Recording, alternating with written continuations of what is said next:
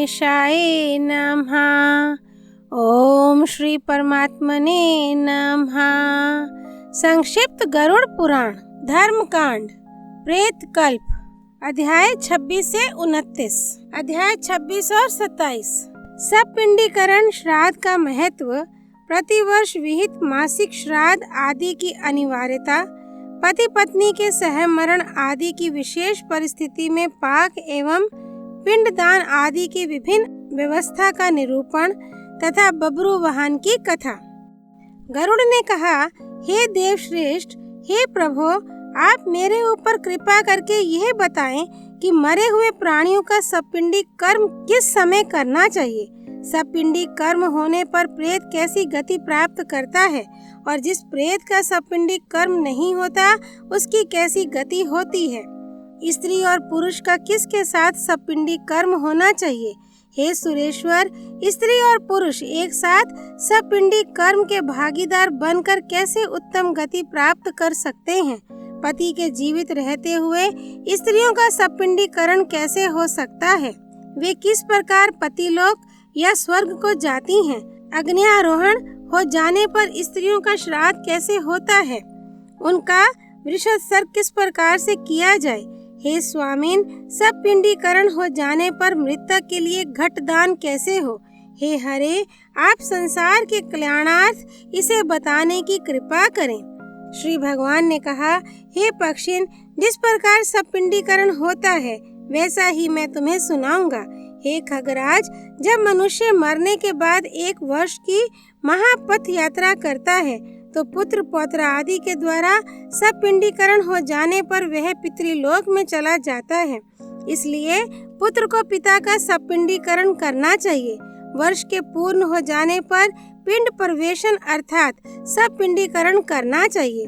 हे पक्षियों के सिंह, वर्ष के अंत में निश्चित रूप से प्रेत पिंड का मेलन होता है। पितृपिंडों के साथ प्रेत पिंड का सम्मिलन हो जाने पर वह प्रेत परम गति को प्राप्त करता है। तत्पश्चात वह प्रेत नाम का परित्याग करके पितृगण हो जाता है। अपने गोत्र या सपिंडे में जितने लोगों को अशौच शास्त्रानुसार होता है, उनके यहाँ यदि विवाह या कोई शुभ कार्य होना है तो तीसरे पक्ष या 6 मास में भी सब पिंडीकरण किया जा सकता है। हे खगेश्वर, गृहस्थ के घर में यदि किसी का मरण हुआ हो तो विवाह आदि शुभ कार्य नहीं करने चाहिए। जब तक सपिंडीकरण नहीं हो जाता है तब तक भिक्षुक उस घर की भिक्षा को स्वीकार नहीं करता है। अपने गोत्र में अशौच तब तक रहता है जब तक पिंड का मेलन नहीं हो जाता है। पिंड मेलन होने पर प्रेत शब्द निवृत्त हो जाता है। कुल धर्म अनंत है। पुरुष की आयु क्षयशील है और शरीर नाशवान है। इस कारण 12वां दिन ही सपिंडीकरण कर्म के लिए प्रशस्त समय होता है। मृत व्यक्ति अग्निहोत्री रहा हो अथवा ना रहा हो, उसका सपिंडीकरण द्वादशः को ही कर देना चाहिए। तत्वदृष्टा ऋषियों ने 12वें दिन, तीसरे पक्ष में, 6ठे मास में अथवा वर्ष पूर्ण होने पर सपिंडीकरण का विधान किया है। पुत्रवान का सपिंडीकरण के बाद कभी भी एकोदिष्ट नहीं करना चाहिए। सपिंडीकरण के पश्चात जहाँ जहाँ श्राद्ध किया जाए, पुत्रवान का एकोदिष्ट कभी ना किया जाए। वहाँ वहाँ 3 श्राद्ध पार्वण श्राद्ध करने आवश्यक हैं, अन्यथा कर्ता पितृघातक कहलाता है। अशक्त होने पर भी पार्वण श्राद्ध करना चाहिए, ऐसा मुनियों ने कहा है।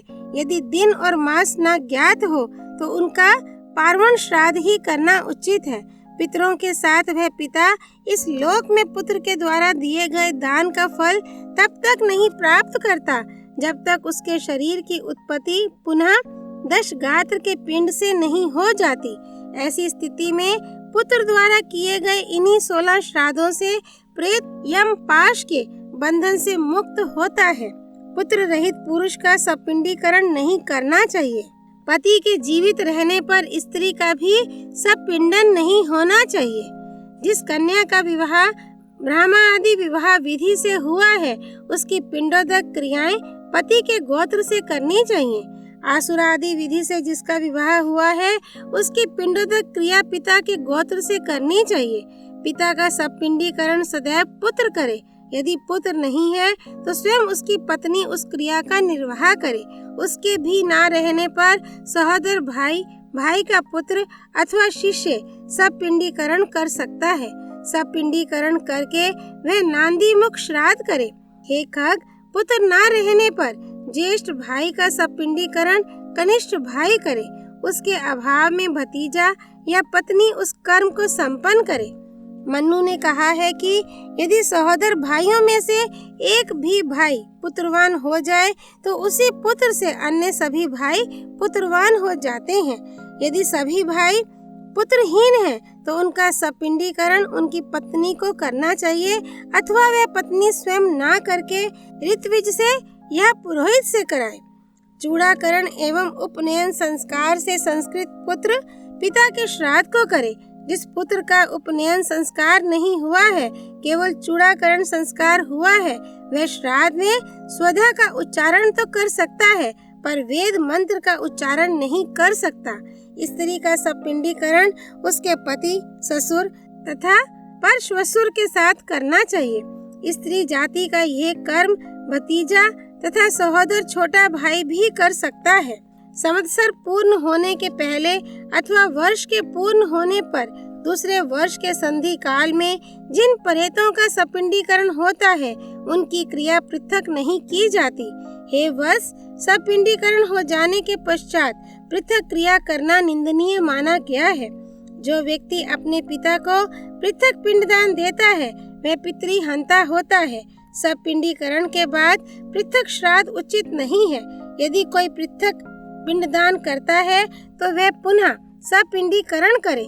जो मनुष्य सपिंडीकरण करके एकोदिश श्राद्ध करता है वह स्वयं को तथा प्रेत को यमराज के अधीन कर देता है। हे पक्षिन, वर्ष पर्यंत प्रेत से संबंधित जो भी क्रिया की जाए उसके नाम और गोत्र के सहित विद्वान व्यक्ति करे। सपिंडीकरण कर देने पर भोजन और घटादि का दान, पददान तथा अन्य जो दान है उन्हें एक को मृत व्यक्ति को ही उद्देश्य करके देना चाहिए। वर्ष भर के लिए अन्न और जल पूर्ण घटादि की संख्या का निर्धारण करके ब्राह्मण को प्रदान करे।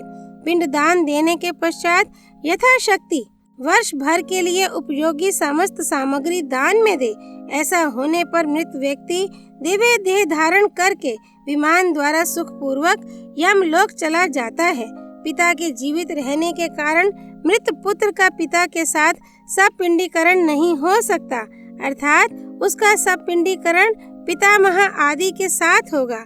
ऐसे ही पति के जीवित होने पर स्त्रियों का सपिंडीकरण उसकी श्वश्रु आदि के साथ होगा। पति की मृत्यु हो जाने के बाद चौथे दिन जो पतिव्रता स्त्री अपने शरीर को अग्नि में समर्पित कर देती है उसका वृषोत्सर्ग आदि कर्म पति की क्रिया के ही दिन करना चाहिए। पुत्रिका पुत्रोत्पत्ति के पूर्व पति के गोत्र वाली होती है। पुत्रोत्पत्ति के बाद वह पुनः पिता के गोत्र में आ जाती है। पुत्रिका उस कन्या को कहते हैं जिस कन्या का पिता विवाह के समय जामाता से यह तय कर लेता है कि इस कन्या से जो पुत्र पैदा होगा वह मेरा पुत्र होगा। यदि स्त्री अपने पति के साथ अग्नि में आरोहण करती है तो उसके पति के साथ समस्त अर्धव दैहिक क्रिया करनी चाहिए, किंतु क्षय तिथि में पुत्र को उसका श्राद्ध पृथक रूप में करना चाहिए। यदि पति पत्नी पुत्र रहित हैं और वे दोनों एक ही दिन मर जाते हैं तथा उनका दाह संस्कार एक ही चिता पर होता है तो उन दोनों के श्राद्धों को पृथक पृथक करना चाहिए, किंतु पत्नी का सपिंडीकरण पति के साथ ही होगा। यदि पति के साथ पत्नी का पिंडदान पृथक पृथक होता है तो उस पिंडदान से वह दंपति पाप लिप्त नहीं होता। ये मेरा सत्य वचन है। यदि पति पत्नी दोनों का एक ही चिता पर दाह संस्कार होता है तो उन दोनों के लिए पाक एक ही साथ बनाया जाए, किंतु पिंडदान पृथक पृथक होना चाहिए। एकादशहा को वृषोत्सर्ग, षोडश प्रेत श्राद्ध, घटादि दान, पददान और जो महादान है उन्हें पति पत्नी का वर्ष पर्यंत पृथक पृथक ही करना चाहिए। ऐसा करने से प्रेत को चिरकालीन संतृप्ति प्राप्त होती है। एक गोत्र से संबंधित एक साथ मरे हुए स्त्री अथवा पुरुष से संबंध कृत्य में आहुति की वेदी एक ही होनी चाहिए, किंतु होम पृथक पृथक होना चाहिए। पति एवं पत्नी का एक साथ मरण होने पर उनका एकादशः का श्राद्ध एवं उनके निमित्त पिंडदान, भोजन आदि पृथक पृथक होगा, पर पाक की व्यवस्था एक ही होगी। ये विधान केवल पति पत्नी के एक साथ मरण में ही है, अन्य किसी के मरण में ऐसा विधान गृहीत है। पुत्र माता पिता के लिए एक ही पाक से यथा विधान श्राद्ध करता है। विकिरण दान एक और पिंड दान पृथक पृथक करने चाहिए। इसी विधि का पालन तीर्थ, पितृपक्ष अथवा चंद्र और सूर्य ग्रहण के अवसर में भी होना चाहिए। जब स्त्री अपने मृत पति के साथ अग्नि में जलती है तो अग्नि उसके शरीर को अवश्य जला देती है, किंतु आत्मा को कष्ट नहीं दे पाती है। जिस प्रकार अग्नि में प्रज्वलित धातुओं का मात्र मल ही जलता है, उसी प्रकार अमृत के समान अग्नि में प्रविष्ट हुई नारी का शरीर दग्ध होता है। पुरुष शुद्ध होकर दिव्य देहधारी हो जाता है, जिसके कारण वह खौलते हुए तेल, दहकते हुए लोह तथा अग्नि से कदापि नहीं जलता। इसी प्रकार पति के साथ चिता में जली हुई स्त्री को कभी जला हुआ नहीं मानना चाहिए, क्योंकि उसकी अंतरात्मा मरे हुए पति की अंतरात्मा से मिलकर एक हो जाती है। यदि स्त्री पति का साथ छोड़ करके अन्यत्र अपने प्राणों का परित्याग करती है तो वह पति लोक में तब तक नहीं पहुंच पाती जब तक परलय नहीं हो जाता। धन दौलत से युक्त माता पिता को छोड़कर जो स्त्री अपने मरे हुए पति का अनुगमन करती है वह चिरकाल तक सुखोपभोग करती है। वह पति संयुक्ता नारी उस स्वर्ग में 3.5 करोड़ दिव्य वर्षों तक नक्षत्रों के साथ स्वर्ग में रहकर अंत में महती प्रीति प्राप्त करके ऐश्वर्य संपन्न कुल में उत्पन्न होती है। धर्म पूर्वक विवाहिता जो स्त्री यदि पति संगति नहीं करती है तो जन्म जन्मांतर तक दुखी, दुशीला और अप्रियवादिनी होती है। जो स्त्री अपने पति को छोड़कर पर पुरुष की अनुगामिनी हो जाती है वह अन्य जन्मों में चमगादड़ी, छिपकली, गोहनी अथवा द्विमुखी सर्पिणी होती है। अतः स्त्री को मन, वाणी और कर्म इन सभी के द्वारा प्रयत्न पूर्वक अपने मृत या जीवित पति की सेवा करनी चाहिए। पति के जीवित रहते हुए अथवा उसके मरने पर जो स्त्री व्यभिचार करती है वह अनेक जन्मों तक वैधव्य जीवन प्राप्त करती है और दुर्भाग्य उसका साथ नहीं छोड़ता। देवता और पितरों को श्रद्धा पूर्वक जो कुछ दिया जाता है उसका समग्र फल उसे पति की पूजा करने से ही प्राप्त हो जाता है। इसलिए स्त्री को पति की ही पूजा करनी चाहिए। हे पक्षी श्रेष्ठ, पातिव्रत्य धर्म रूप सत्कर्म का पालन करने पर स्त्री चिरकाल तक पतिलोक में निवास करती है। जब तक सूर्य और चंद्र विद्यमान है तब तक वह स्वर्ग में देवतुल्य बनी रहती है। उसके बाद दीर्घायु प्राप्त करके इस लोक में वैभवशाली कुल में जन्म लेती है तथा कभी भी पति वियोग का दुख नहीं झेलती। हे खगराज, मैंने ये सब तुम्हें बता दिया। अब मृत प्राणी को सुख प्रदान करने वाले विशेष कर्म को बताऊंगा।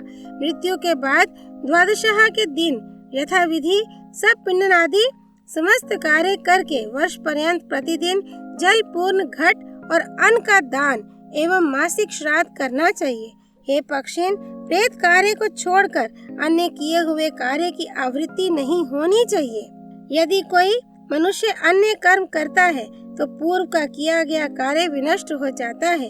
मृतक के द्वादशः के दिन विहित कृत्य वर्ष पर्यंत पुनः करने चाहिए। इससे प्रेत अक्षय सुख प्राप्त करता है। प्रति मास जल से परिपूर्ण सानोदक घट का दान करना चाहिए। हे ताक्षय, वृद्धि श्राद्ध के कारण जो पुत्र अपने पिता का सपिंडीकरण श्राद्ध कर देता है तो भी उसे प्रत्येक मास में एक पिंड अन्न और जल से पूर्ण कुंभ का दान करना चाहिए। ताक्षय ने कहा, हे विभो, आपने जिन प्रेतों का वर्णन किया है वे इस धरती पर कैसे निवास करते हैं, उनके रूप किस प्रकार के होते हैं, वे कौन कौन से कर्म फलों के द्वारा महाप्रेत और पिशाच बन जाते हैं और किस शुभ दान से प्राणी की प्रेत योनि छूट जाती है। हे मधुसूदन, समस्त जगत के कल्याणार्थ मुझको यह सब बताने की कृपा करें। श्री कृष्ण ने कहा, हे ताक्षय, तुमने मानव कल्याण के लिए बहुत अच्छी बात पूछी। प्रेत का लक्षण मैं कह रहा हूँ, उसे सावधान होकर सुनो। ये अत्यंत गुप्त है, जिस किसी के सामने इसको नहीं कहना चाहिए। तुम मेरे भक्त हो, इसलिए मैं तुम्हारे सामने इसे कह रहा हूँ। हे पुत्र गरुड़, पुराने समय में बब्रुवाहन नाम का एक राजा था, जो महोदय कान्यकुब्ज नामक सुंदर नगर में रहता था। वह धर्मनिष्ठ, महापराक्रमी, यज्ञपरायण, दानशील, लक्ष्मीवान, ब्राह्मण हितकारी, साधु सम्मत, सुशील, सदाचारी तथा दया दक्षिणा आदि सद्गुणों से संयुक्त था। वह महाबली राजा सदैव अपनी प्रजा का पालन पुत्रवत करता तथा क्षत्रिय धर्म का सम्यक पालन करते हुए सदैव अपराधियों को दंडित किया करता। कभी विशाल भुजाओं वाले उस राजा ने अपनी सेना के सहित शिकार करने के लिए नाना प्रकार के वृक्षों से भरे हुए सैकड़ों सिंहों से परिव्याप्त विभिन्न प्रकार के पक्षियों के कलरव से निनादित एक घनघोर वन में प्रवेश किया। वन के बीच में जाकर राजा ने दूर से ही एक मृग को देखा और उसके ऊपर अपने बाण को छोड़ दिया। उसके द्वारा छोड़े गए उस कठिन बाण से वह मृग अत्यंत आहत हो उठा और शरीर में बिंधे हुए उस बाण के सहित वह मृग वहां से भागकर वन में लुप्त हो गया। किंतु उसकी कांख से बहरे रक्त के चिन्हों से राजा ने उसका पीछा किया। इस प्रकार उसके पीछे पीछे वह राजा दूसरे वन में जा पहुंचा। भूख और प्यास से उसका कंठ सूख रहा था तथा परिश्रम करने के कारण अत्यंत थकान का अनुभव करता हुआ वह मूर्छित सा हो गया था। उसको वहां एक जलाशय दिखाई दिया। जलाशय देखकर घोड़े के सहित उसने वहां स्नान किया और कमल पराग से सुवासित शीतल जल का पान किया। तत्पश्चात उस जल से निकलकर राजा बब्रुवाहन विशाल वट वृक्ष की मनमोहक शीतल छाया के नीचे बैठ गया, जो पक्षियों के कलरव से निनादित तथा उस समूचे वन की पताका के रूप में अवस्थित था। इसके बाद उस राजा ने वहां पर भूख प्यास से व्याकुल इंद्रियों वाले एक प्रेत को देखा, जिसके सिर की केश राशि ऊपर की ओर खड़ी थी। उसका शरीर मलिन, कुब्जा, रुक्ष, मांस रहित और देखने में महाभयंकर लगता था। मात्र शरीर में शेष स्नायु तंत्रिकाओं से जुड़ी हुई हड्डियों वाला वह अपने पैरों से इधर उधर दौड़ रहा था और अन्य बहुत से प्रेत उसको चारों ओर से घेरे हुए थे। हे ताक्षय, उस विकृत प्रेत को देखकर बब्रुवाहन विस्मित हो गया और उस प्रेत को भी महाभयंकर वन में आए हुए राजा को देखकर कम आश्चर्य नहीं हुआ। प्रसन्नचित होकर प्रेत ने उस राजा के पास जाकर कहा। प्रेत ने कहा, हे महाभाव, आज आपके दर्शन का ये संयोग प्राप्त कर मैंने प्रेत भाव को त्याग कर परम गति प्राप्त कर ली है। मुझसे बढ़कर धन्य कोई नहीं है। राजा ने कहा, हे प्रेत, तुम मुझे कृष्ण वर्ण वाले भयंकर प्रेत के समान दिखाई दे रहे हो। तुम्हें इस प्रकार का स्वरूप जैसे प्राप्त हुआ है वैसा मुझे बताओ। राजा के ऐसा कहने पर उस प्रेत ने अपने संपूर्ण जीवन वृत्त को इस प्रकार कहा। प्रेत ने कहा, हे नृपश्रेष्ठ, मैं अपने संपूर्ण जीवन वृत्त का विवरण आपको आदि से सुना रहा हूँ। मेरे इस प्रेतत्व का कारण सुन करके आप दया अवश्य करेंगे। हे राजन, नाना रत्नों से युक्त तथा अनेक जनपदों में व्याप्त समस्त संपदाओं से भरा हुआ, विभिन्न पुण्यों से प्रख्यात अनेकानेक वृक्षों से आच्छादित विदिशा नाम का एक नगर है। मैं वहीं पर निरंतर देव पूजा में अनुरक्त रहकर निवास करता था। उस जन में मेरी जाति वैश्य की थी और मेरा नाम सुदेव था। मैं उस जन में हवे से देवताओं को, कवे से पितरों को तथा नाना प्रकार के दान से ब्राह्मणों को सदैव संतृप्त किया करता था। मेरे द्वारा दीनहीन, अनाथ और विशिष्ट जनों की अनेक प्रकार से सहायता की गई थी, किंतु दुर्भाग्यवश वह सब कुछ मेरा निष्फल हो गया। मेरे वे पुण्य जिस प्रकार से विफल हुए, मैं आपको वह सुनाता हूँ। हे तात, पूर्व जन्म में ना मेरे कोई संतान हुई, ना कोई ऐसा बंधु बांधव या मित्र ही रहा जो मेरी अर्धदैहिक क्रिया संपन्न करता। हे नृपोत्तम, उसी के कारण मुझे यह प्रेत योनि प्राप्त हुई है। हे राजन, एकादशः, त्रिपक्ष, षाण्मासिक, सांवत्सरिक, प्रतिमासिक और इसी प्रकार के अन्य जो षोडश श्राद्ध हैं, वे जिस प्रेत के लिए संपन्न नहीं किए जाते हैं, उस प्रेत की प्रेत योनि बाद में स्थिरता को प्राप्त कर लेती है। भले ही बाद में क्यों न उसके लिए सैकड़ों श्राद्ध किए जाएं। हे महाराज, ऐसा जानकर आप मेरा इस प्रेत योनि से उद्धार करें। राजा को सभी वर्णों का बंधु कहा जाता है। मैं आपको एक मणिरत्न दे रहा हूँ। हे राजेंद्र, इस नरक से मुझे उबार ले। हे नृपश्रेष्ठ, हे महाभाव, यदि आपकी मेरे ऊपर कृपा है तो जिस प्रकार से मुझे शुभ गति प्राप्त हो, मेरे लिए वही उपाय करें और आप अपना भी समस्त प्रकार से अर्धदैहिक कार्य करें। राजा ने कहा, हे प्रेत, अर्धदैहिक कर्म करने पर भी प्राणी कैसे प्रेत हो जाते हैं? किन कर्मों को करने से उन्हें पिशाच होना पड़ता है? तुम उसे भी बताओ। प्रेत ने कहा, हे नृपश्रेष्ठ, जो लोग देव द्रव्य, ब्राह्मण द्रव्य और स्त्री एवं बालकों के संचित धन का अपहरण करते हैं, वे प्रेत योनि प्राप्त करते हैं। जिनके द्वारा तपस्विनी, सगोत्रा एवं अगम्य स्त्री का भोग किया जाता है, जो कमल पुष्पों की चोरी करते हैं, वे महाप्रेत होते हैं। हे राजन, जो हीरा, मूंगा, सोना और वस्त्र के अपहरता है, जो युद्ध में पीठ दिखाते हैं, जो कृतघ्न, नास्तिक, क्रूर तथा दुस्साहसी हैं, जो पंच यज्ञ नहीं करते किंतु बहुत बड़े बड़े दान देने में अनुरक्त रहते हैं, जो अपने स्वामी से वैर करते हैं, जो मित्र और ब्राह्मण द्रोही हैं, जो तीर्थ में जाकर पाप कर्म करते हैं, वे प्रेत योनि में जन्म लेते हैं। हे महाराज, इस प्रकार इन सभी प्राणियों का जन्म प्रेत योनि में होता है। राजा ने कहा, हे प्रेतराज, इस प्रेत तत्व से तुम्हें और तुम्हारे साथियों को कैसे मुक्ति प्राप्त हो सकती है? मैं किस प्रकार से अपना अर्धदैहिक कर्म कर सकता हूँ?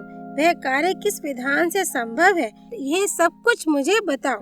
प्रेत ने कहा, हे राजेंद्र, संक्षेप में नारायण बलि की विधि सुने। मैंने सुना है कि सदग्रंथों का श्रवण, विष्णु का पूजन तथा सज्जनों का साथ प्रेत योनि को विनष्ट करने में समर्थ होता है। अतः मैं आपको प्रेतत्व भाव को नष्ट करने वाली विष्णु पूजा का विधान बताऊंगा। हे राजन, 2 सुवर्ण ले करके उससे भगवान नारायण की सभी आभूषणों से विभूषित प्रतिमा का निर्माण करवाना चाहिए। मूर्ति को 2 पीले वस्त्रों से आच्छादित करके चंदन तथा अगुरु से सुवासित करे। तदनंतर नाना तीर्थों से लाए गए पवित्र जल के द्वारा सविधि स्नान कराकर तथा अधिवासित कर पूर्व में भगवान श्रीधर, दक्षिण में भगवान मधुसूदन, पश्चिम में भगवान वामन, उत्तर में भगवान गदाधर, मध्य भाग में पितामह ब्रह्मा और भगवान महेश्वर की विधिवत पूजा गंध पुष्प आदि से पृथक पृथक रूप में की जाए। तत्पश्चात उस देव मंडल की प्रदक्षिणा करके अग्नि में देवताओं की संतुष्टि के लिए आहुति दे। घृत, दही और दूध से विश्व देवों को संतृप्त करे। उसके बाद यजमान फिर से स्नान करके विनम्रता पूर्वक एकाग्रचित से भगवान नारायण के सामने विधिवत अपनी अर्धदैहिक क्रिया संपन्न करे। विनीत भाव से क्रोध एवं लोभ रहित होकर कार्य आरंभ करना चाहिए। इस अवसर पर सभी श्राद्ध और विश्वोत्सव करने चाहिए। 13 ब्राह्मणों को वस्त्र, छत्र, जूता, मुक्तामणि जटित अंगूठी, पात्र, आसन और भोजन देकर संतुष्ट करे। उसके बाद प्रेत कल्याण के लिए अन्न और जल पूर्ण कुंभ का दान देना चाहिए। शय्या दान करके घट दान भी प्रेत के उद्देश्य से करे। तदनंतर नारायण नाम ही सत्य है ऐसा कहकर संपुट में स्थित भगवान नारायण की पूजा करे। ऐसा विधिवत करने पर निश्चित ही प्राणी को शुभ फल प्राप्त होता है। राजा ने कहा, हे प्रेत, प्रेत घट कैसा होना चाहिए? उसको प्रदान करने का क्या विधान है? सभी प्राणियों पर कृपा करने के लिए तुम प्रेत के लिए मुक्तिदायक घट के विषय में मुझे बताओ। प्रेत ने कहा, हे महाराज, आपने बड़ा अच्छा प्रश्न किया है। जिस दान से प्रेतत्व प्राप्त नहीं होता उसे मैं कहता हूँ, सुने। प्रेत घट नाम का दान समस्त अमंगलों का विनाशक है। दुर्गति को क्षय करने वाला ये प्रेत घट का दान सभी लोकों में दुर्लभ है। संतप्त स्वर्णमय घट बनवाकर उसे घृत और दूध से परिपूर्ण करके लोकपालों सहित ब्रह्मा, शिव और केशव को भक्ति पूर्वक प्रणाम कर ब्राह्मण को दान में दे। अन्य सैकड़ों दान देने से क्या लाभ? इसके मध्य भाग में ब्रह्मा, विष्णु, महेश तथा पूर्वादिक सभी दिशाओं में और कंठ भाग में यथाक्रम लोकपालों की विधिवत पुष्प, धूप एवं चंदनादि से पूजा करके उसे दूध और घी से पूर्ण स्वर्ण में घट दान में देना चाहिए। ये सभी दानों से बढ़कर दान है। इस दान से सभी महापातकों का विनाश हो जाता है। प्रेत तत्व की निवृत्ति के लिए श्रद्धा पूर्वक ये दान अवश्य करना चाहिए। श्री भगवान ने कहा, हे वैन्ते, उस प्रेत के साथ इस प्रकार का वार्तालाप राजा का चल ही रहा था कि उसी समय उनके पद चिन्हों का अनुगमन करती हुई हाथी, घोड़े तथा रथ से परिव्याप्त उनकी सेना वहां आ पहुंची। सेना के वहां आ जाने पर प्रेत ने राजा को एक महामणि देकर प्रणाम किया और अपने प्रेतत्व विमुक्ति की प्रार्थना करके अदृश्य हो गया। उस वन से निकलकर राजा भी अपने नगर को चला गया। हे पक्षीन, नगर में पहुंचकर राजा ने उस प्रेत के द्वारा कही गई संपूर्ण अर्धदैहिक क्रिया को विधि विधान से संपन्न किया। उसके पुण्य से वह प्रेत बंधन विमुक्त होकर स्वर्ग चला गया। हे गरुड़, पुत्र के द्वारा दिए गए श्राद्ध से पिता को सद्गति प्राप्त होती है। इसमें आश्चर्य क्या है? जो मनुष्य इस पुण्यदायक इतिहास को सुनता है और जो सुनाता है, वह पापाचार से युक्त होने पर भी प्रेतत्व योनि को प्राप्त नहीं होता है। अध्याय 26 और 27 संपूर्ण। अध्याय 28 और 29 प्रेतत्व मुक्ति के उपाय। गरुड़ जी ने कहा, हे मधुसूदन, जिस दान या सत्कर्म से प्राणी की प्रेत योनि छूट जाती है, उसे बताने की कृपा करें। इसके ज्ञान से लोगों का बड़ा कल्याण होगा। श्री कृष्ण ने कहा, हे पक्षीराज, सुनो, मैं तुम्हें समस्त अमंगलों को विनष्ट करने वाले दान को बता रहा हूँ। शुद्ध स्वर्ण का घट बनाकर ब्रह्मा, विष्णु, शिव तथा लोकपालों सहित उसकी पूजा कर दुग्ध और घृत से परिपूर्ण उस घट को सुपात्र ब्राह्मण को दान में देने से प्रेतत्व की मुक्ति मिल जाती है। हे गरुड़, पुत्रहीन व्यक्ति की सद्गति नहीं होती, अतः यथा विधान पुत्र उत्पन्न करना चाहिए। मृत व्यक्ति को गोबर से लीपी गई मंडलाकार भूमि में स्थापित करना चाहिए। भूमि गोबर से लीपने पर पवित्र हो जाती है तथा मंडल का निर्माण करने से उस स्थान पर देवताओं का वास हो जाता है। ऐसे ही मृत व्यक्ति के नीचे तिल और कुश बिछाने से जीव को उत्तम गति की प्राप्ति होती है। साथ ही मृत व्यक्ति के मुंह में पंच रत्न डालने से जीव को शुभ गति मिलती है। हे ताक्षय, तिल मेरे पसीने से उत्पन्न है, इसलिए वे सदा पवित्र हैं। इसी प्रकार कुश की उत्पत्ति मेरे रोम से हुई है। कुश युक्त भूमि अपने ऊपर विद्यमान मृत जीव को निस्संदेह स्वर्ग पहुंचा देती है। कुश में ब्रह्मा, विष्णु तथा शिव ये तीनों देव प्रतिष्ठित रहते हैं। त्रयो देवा कुशे स्थिता। हे पक्षीराज, ब्राह्मण, मंत्र, कुश, अग्नि तथा तुलसी ये बार बार प्रयोग में लाए जाने पर भी पर्युषित बासी नहीं होते। इसी तरह विष्णु, एकादशी व्रत, भगवत गीता, तुलसी, ब्राह्मण तथा गौ ये 6 इस संसार सागर से मुक्ति दिलाने वाले हैं। इसीलिए हे गरुड़, तिल, कुश और तुलसी ये आतुर व्यक्ति की दुर्गति को रोककर उसे सद्गति दिलाते हैं। आतुर काल में दान की भी विशेष महिमा है। भगवान विष्णु की देह से लवण का प्रादुर्भाव हुआ है, अतः आतुर काल में लवण दान करने से भी जीव की दुर्गति नहीं होती। अध्याय 28 और 29 संपूर्ण। तमेव माता च पिता त्वमेव, त्वमेव बन्धुश्च सखा त्वमेव, त्वमेव विद्या द्रविणं त्वमेव, त्वमेव सर्वं मम देव देव। श्री विष्णु नारायण भगवान की जय। श्री कृष्ण भगवान की जय। गरुड़ पुराण की जय। धर्म की जय हो, अधर्म का नाश हो, प्राणियों में सद्भावना हो, विश्व का कल्याण हो।